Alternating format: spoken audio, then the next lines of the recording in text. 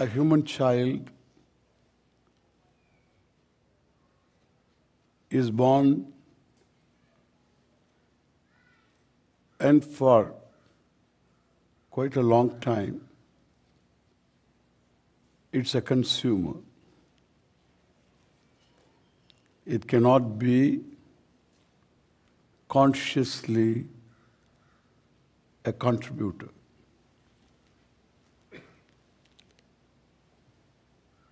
It is helpless. It doesn't know even how to survive. Even though it is endowed with an instinct to survive.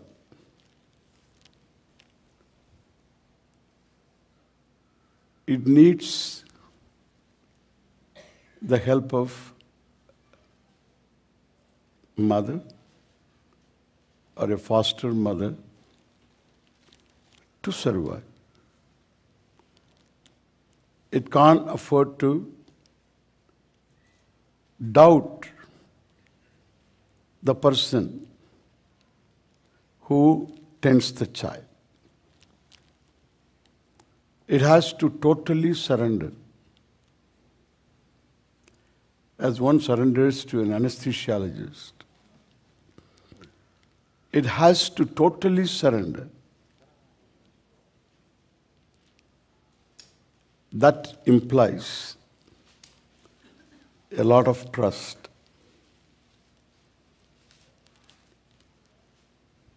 That implies the trusted person won't violate the trust. As the child grows, it begins to discover that the person trusted is violating the trust. It doesn't know even the word violation. Therefore, it has to blame itself. A wordless blame,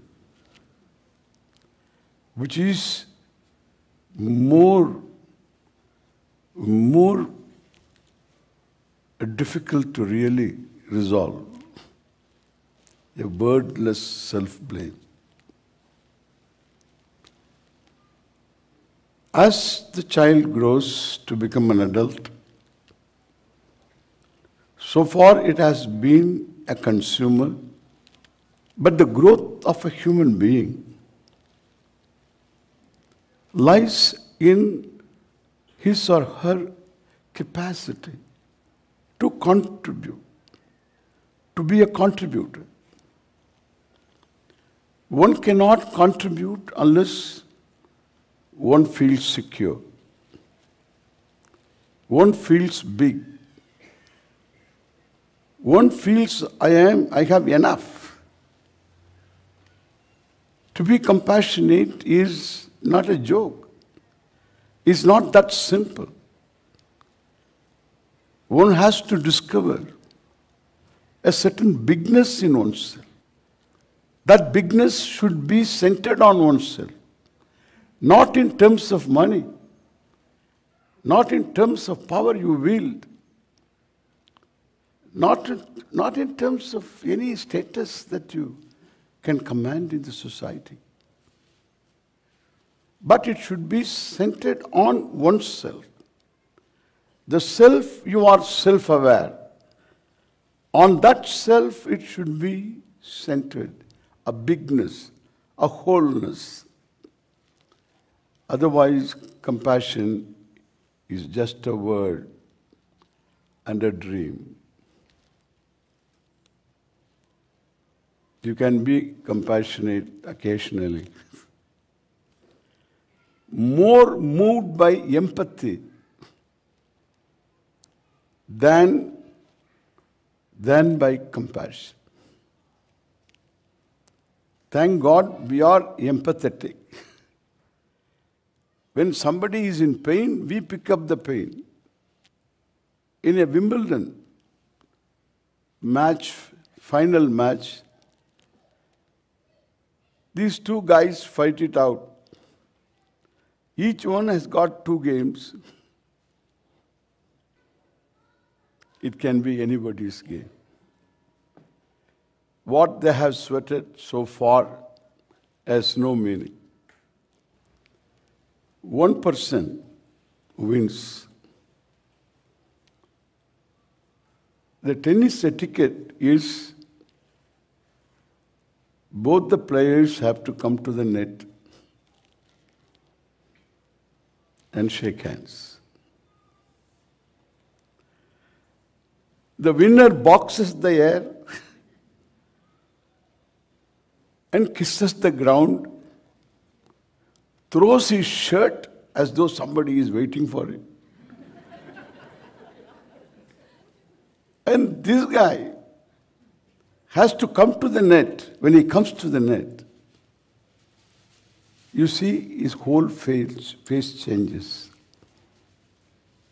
It looks as though he is wishing that he didn't win. Why? Empathy. That's human heart. No human heart is denied of that empathy. No religion can demolish that by indoctrination. No culture, no nation, and nationalism, nothing can touch it because it is empathy. And that capacity to empathize is the window through which you reach out to people. You do something that makes the difference in somebody's life. Even words, even time. Compassion is not defined in one form. There is no Indian compassion. There is no American compassion. It transcends nation, gender, age. Why? Because it is there in everybody. It's experienced by people occasionally. Then this occasional compassion, we are not talking about. It will ever remain occasional. By mandate, you cannot make a person compassionate.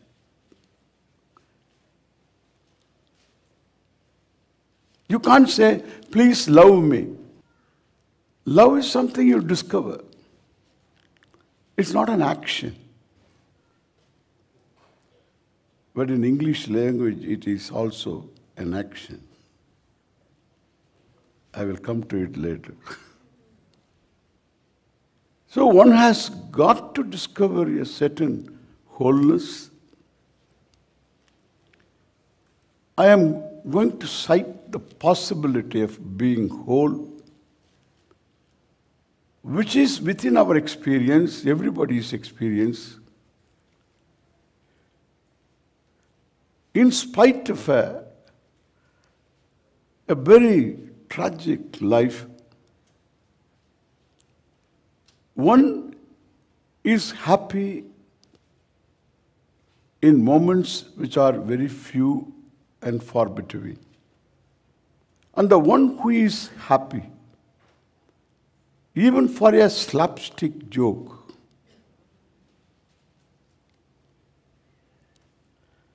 accepts himself and also the scheme of things in which one finds oneself. That means the whole universe, known things and unknown things, all of them are totally accepted because you discover your wholeness in yourself. The subject, me, and the object, the scheme of things, fuse into oneness. An experience nobody can say, I am denied of. an experience common to all and sundry. That experience confirms that in spite of all your limitations, all your wants, desires unfulfilled, and the credit cards, and layoffs, and finally baldness, you can be happy. The extension of the logic is that you don't need to fulfill your desire to be happy. You are the very happiness, the wholeness that you want to be. There is no choice in this. That only confirms the reality that the wholeness cannot be different from you, cannot be minus you. It has got to be you. You cannot be a part of wholeness and still be whole. A moment of happiness reveals that reality, that realization, that recognition. Maybe I am the whole. Maybe the Swami is right. Maybe the Swami is right. You start a new life. Then everything becomes meaningful. I have no more reason to blame myself. If one has to blame oneself, one has got million reasons plus many. But if I say, in spite of my body being limited, if it is black, it is not white. If it is white, it is not black. Body is limited. Any which way you look at it, limited. Your knowledge is limited, health is limited, and powers therefore limited, and the cheerfulness is going to be limited. Compassion is going to be limited.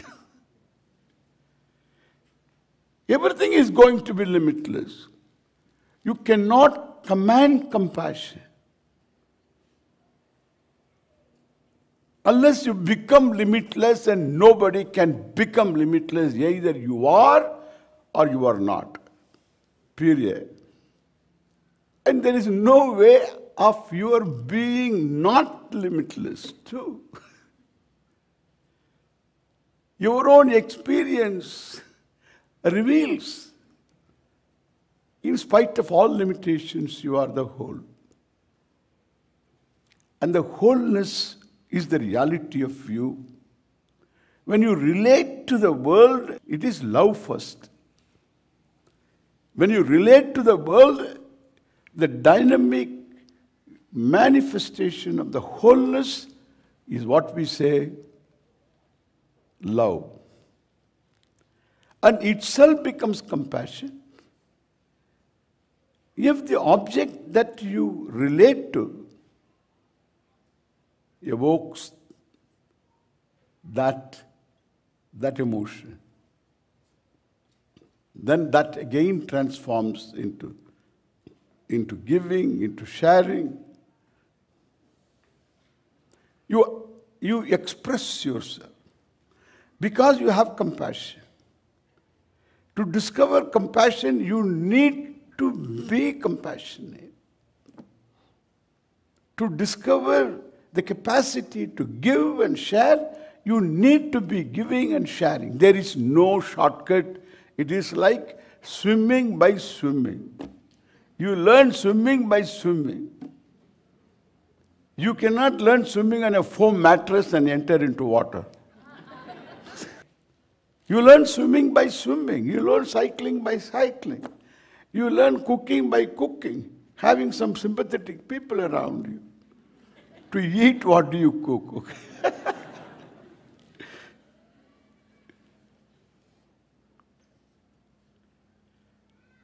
And therefore, what I say, you have to fake it and make it.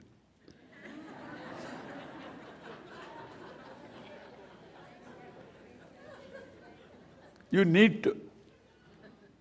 My predecessor meant that. You have to act it out. You have to act compassionately. There is no verb for compassion. But you have an adverb for compassion. That's interesting to me. You act compassionately. But then how to act compassionately if I don't have compassion? That is where you fake. You fake it and make it. This is the mantra of United States of America. You fake it and make it.